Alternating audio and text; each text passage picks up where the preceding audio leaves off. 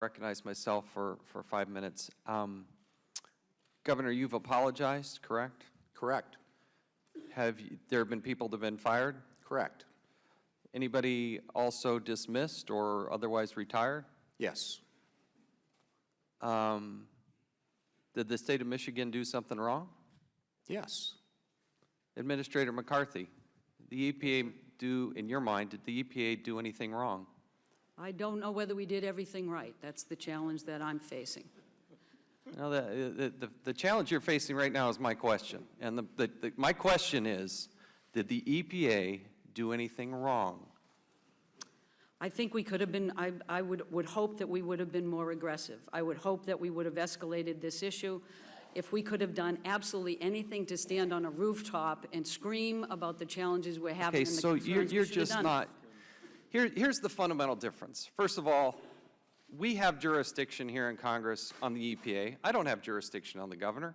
I don't have jurisdiction on, I have jurisdiction to call him up here, and Republicans did call him up here. He volunteered to be here, and we are investigating. This is our third hearing on this topic. But here's the fundamental difference, and I hope you and I hope everybody understands this. I see responsibility. I see people that are getting fired. I see changes. I see an admission that there was fundamental wrong that happened in the organization. But then when I turn to the EPA, has anybody been fired? That's a question. No, sir. Has anybody been dismissed? No, sir.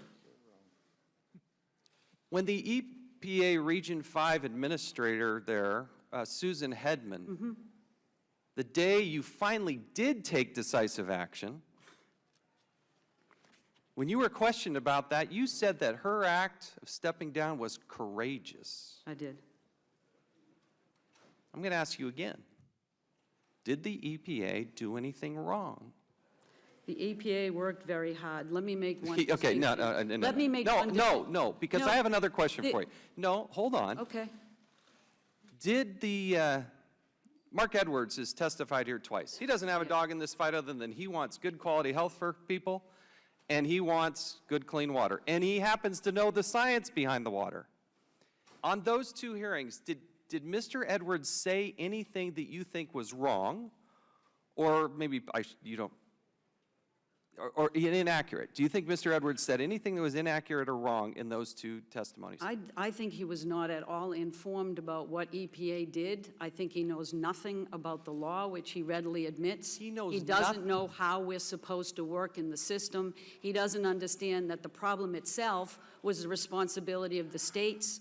Oversight was our responsibility. We took that seriously, and we conducted it. Does that mean I don't have regrets? Because I'd really like to No, that's a whole different standard. Everybody can say that's cheap. Oh yeah, we just got regrets. No, that's cheap.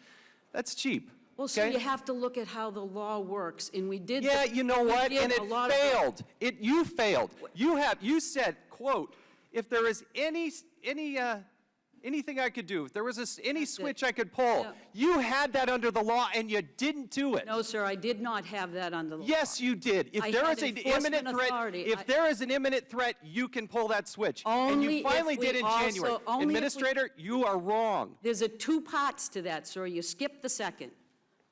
What's the second part? You need to have the information to determine an imminent substantial threat. So why do we even need an EPA? If you can't do that, you were in those homes. No, I am asking the questions. Okay.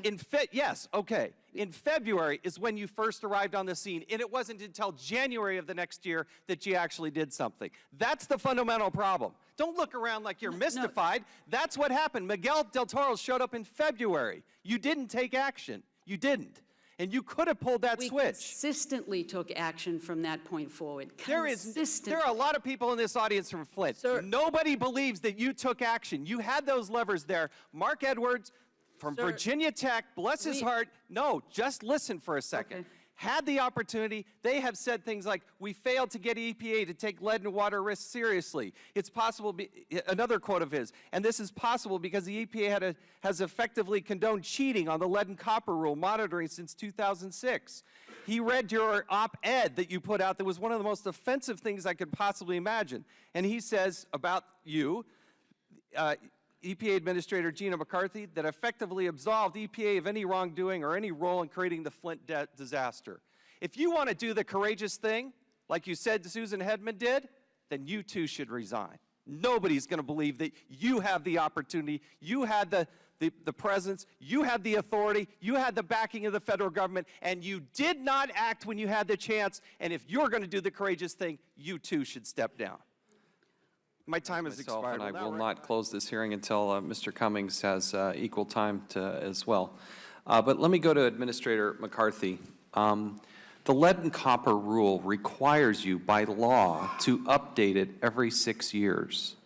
But you did not do that, correct? It actually requires us to review it every 6 years to see if it needs to You be don't believe that it's required under law to actually update it?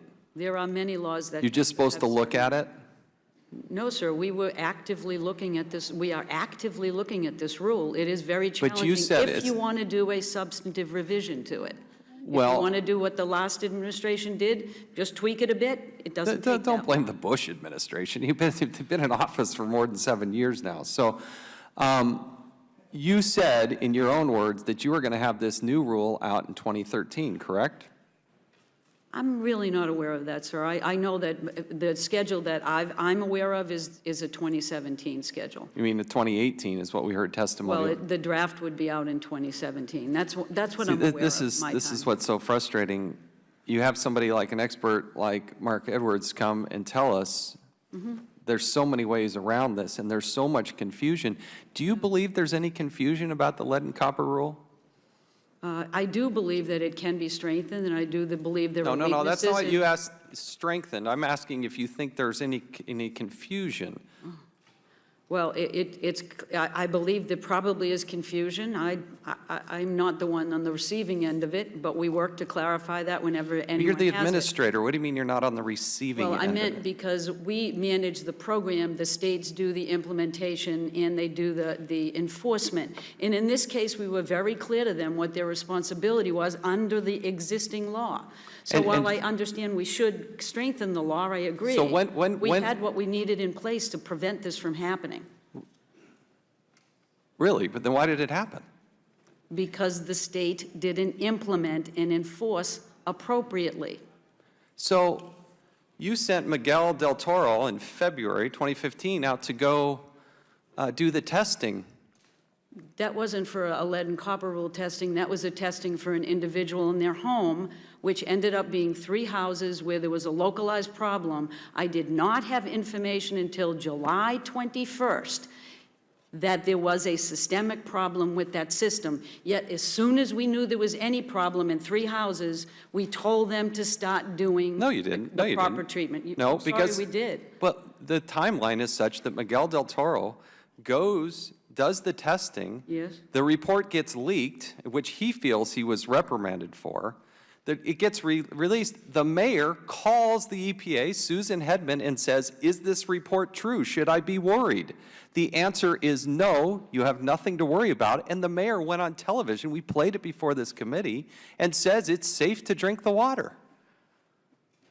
Sir, I think I've tried to explain that Susan did not dismiss the substance of the report. She indicated that it was interim, the data hadn't been quality controlled, and it wasn't leaked, it was actually sent out. It was in the newspapers. That is not, so the I know it information was in the available. newspaper, and the ACL was pushing on it, and the person's home that she came to, it was out there. And when So we why, learned in April, but why do the testing if you're just going to simply blame the state? I mean, there is no doubt, and the governor's admitted that the people and the information that were happening from the career bureaucrats at the Department of Environmental Quality got it wrong. But let me read to you this. This is, you said they did everything, that you immediately wanted to have everything done on the corrosion control, correct? I said by starting April 24th, when we realized that they were not doing corrosion control, we told them under the current law they should do it. Okay, well, I'm going to enter into the record a email. Who's Jennifer Crooks? She is one of our staff people, our managers in the water program in the region. Is she competent? As far as I know, I don't know her personally.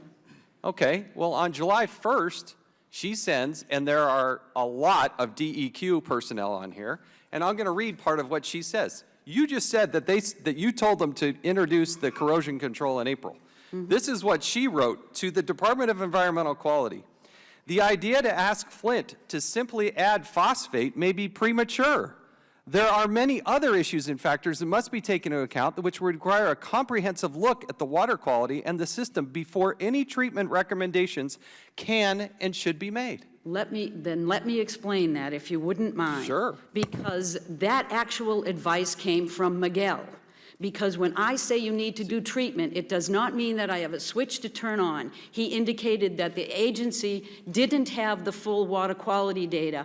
That's when we demanded and offered and begged to be on their technical advisory You committee. were. This was a So that- conference. It was a summary of the conference call between DEQ and the EPA. No, there was a Flint technical What do you mean, no? advisory committee. I'm sorry. Look, the public can look at this for themselves. Well, without, Okay, but it was not as easy as flipping a switch. It did not mean that they didn't need to require to do it. The question was whether we were going to be premature and how best to get no, that done. what you did is you came here and you blamed solely the state. And I'm here to tell you, the state has a big part of this blame. I'm not trying to excuse them whatsoever.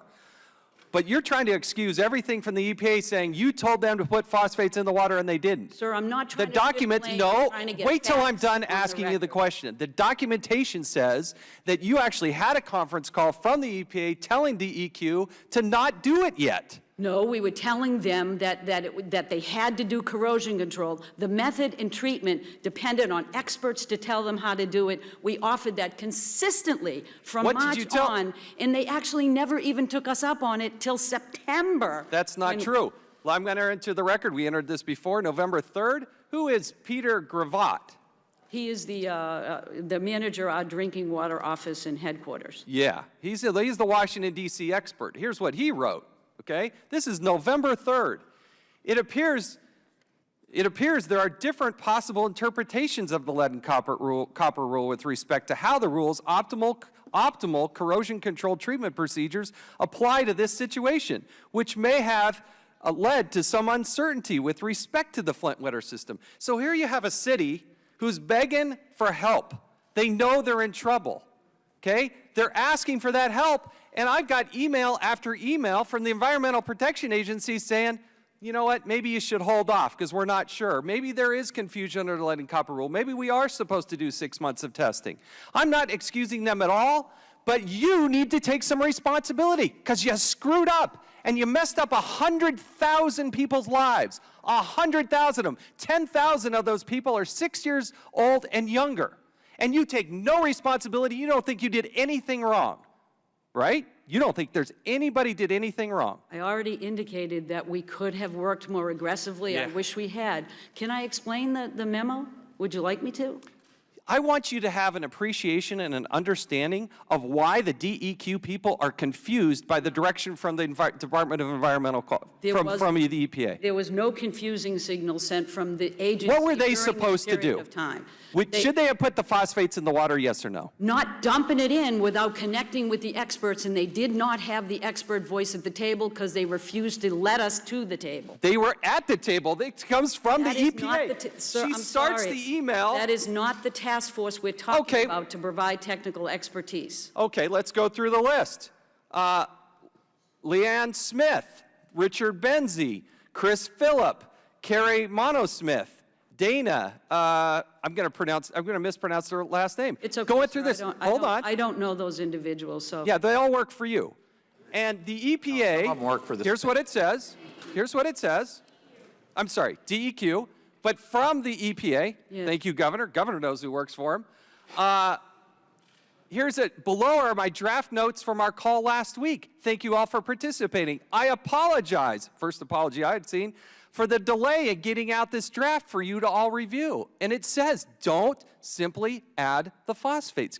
All I want you to acknowledge is that there should be Because some. it could have created more damage than it cured. Exactly. Water systems are Exactly. difficult and deserve technical experts, which they did not have available. We did. They wouldn't let them at the table. They were at the table, they were in the That same is not the conversation. table. That is a semi-annual call we have with the department where we share information. If you look through the record, we consistently said we have national experts, we want to help. We had worked behind the scenes to figure out how we could do that. We just never got invited, nor were we accepted at the table at that point. Yeah, I'm going to go through my last point, and then we'll get to Mr. Clay here. You said you didn't have the authority to do, I want to read to you part of the law here. Okay? This is Section 1431, Part D. Part D, Section 1431 of the Emergency Powers within the Safe Drinking Water Act. It says, the administrator, that would be you, Yes. upon receipt of information that a contaminant which is present in or likely to enter a public water system, and I'm skipping ahead because it qualifies for terrorist attacks and all those types of things, which may present an imminent and substantial endangerment to the health of persons, and that appropriate state and local authorities have not acted to protect the health of such persons, may take such actions as he may deem necessary in order to protect the health of such persons. So if they weren't doing what you wanted them to do, why didn't you take action earlier? I'm surprised, Mr. Chairman. The second part is about states' rights and what we have to do. What do you mean the second part? There is a two-part process to us actually issuing a 1431. The second is we need to make sure that the states aren't already taking appropriate action. That's what's so infuriating. So when did you about know that they didn't do it? We knew July 21st that there was a systemic problem. The state agreed the next day, and then all they did was slow walk it. That's why we had to do it the way we did. I wished we had gone further. I wish we had gone farther. I wish we had yelled from the treetops. But there is no way that my agency created this problem, or there was ambiguity in the existing law that wouldn't have done the same thing that the governor said, which was let them know to use your common sense, don't put people at risk, just because we couldn't figure out that in the life of us, in our guidance, we never thought that anybody would go from a treated system to an untreated system and not treat it.